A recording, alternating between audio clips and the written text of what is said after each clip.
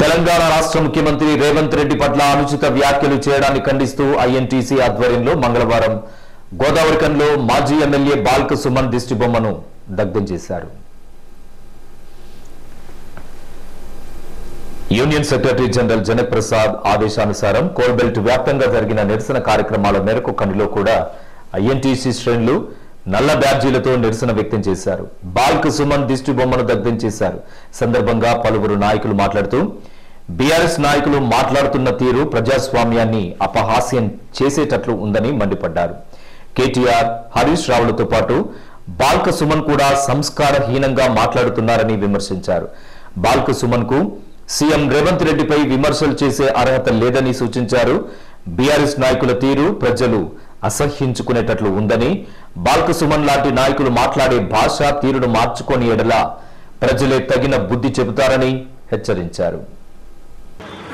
సుమన్ గారు, మీరు నిన్న మొన్న ఉద్యోగం చేసి రాజకీయంలో రావడం జరిగింది.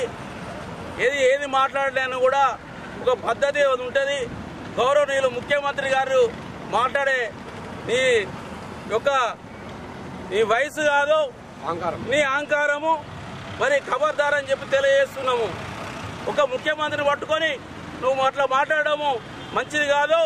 ఇది నీకు మొన్ననే చెన్నూరు ప్రజలు నిన్ను ఓడించి ఇంట్లో కూర్చోవడం జరిగింది. ఇంకా కూడా బుద్ధి రాకపోతే ఇప్పటికైనా గమనించు సుమన్ గారు. మరి ఖబర్దార్ అని కాంగ్రెస్ పార్టీ నుంచి ఐఎన్టీసీ నుంచి తెలియజేస్తున్నాం.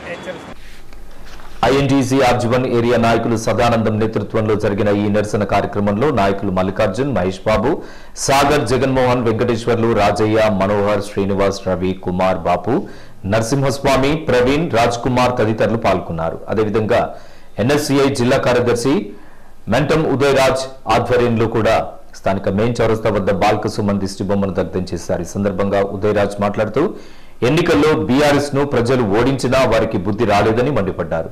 అధికారంలో ఉన్నప్పుడు అహంకారంతో రెచ్చిపోయారని, వారి అహంకారాన్ని సహించలేకనే ఎన్నికల్లో ప్రజలు గుణపాఠం చెప్పారని సూచించారు.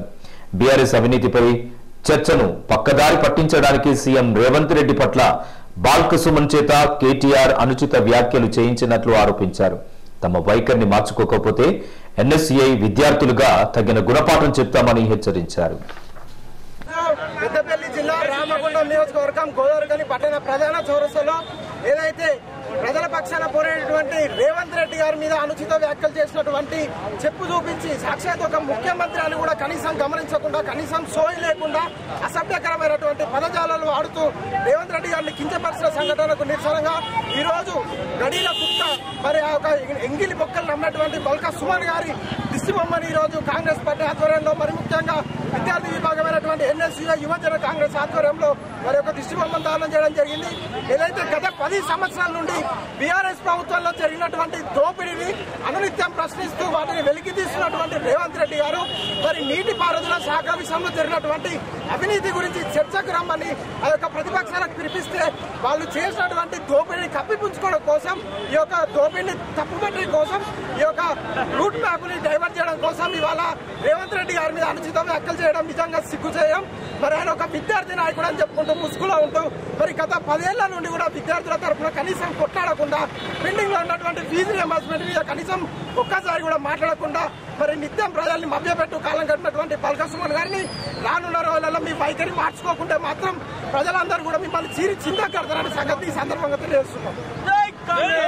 ఈ కార్యక్రమంలో కార్పొరేషన్ అధ్యక్షులు బొంతల రాజేష్, పట్టణ కాంగ్రెస్ అధ్యక్షులు తిప్పారపు శ్రీను, నాయకులు పాతిపల్లి రవి, పెద్దెల్లి ప్రకాష్, దాసరి సాంబమూర్తి, మల్లికార్జున్, బొమ్మక శైలజ, రాజేష్, వెంగళ పద్మ, బాపు, కుప్పల శేఖర్, కళ్యాణి సింహాచలం, గడ్డం శేఖర్, ఆడపు రవి, అనుమ సత్యనారాయణ, ధూళికట్ట సతీష్, ఫజల్, బెంద్రం రాజరెడ్డి, గుంపుల తిరుపతి తదితరులు పాల్గొన్నారు.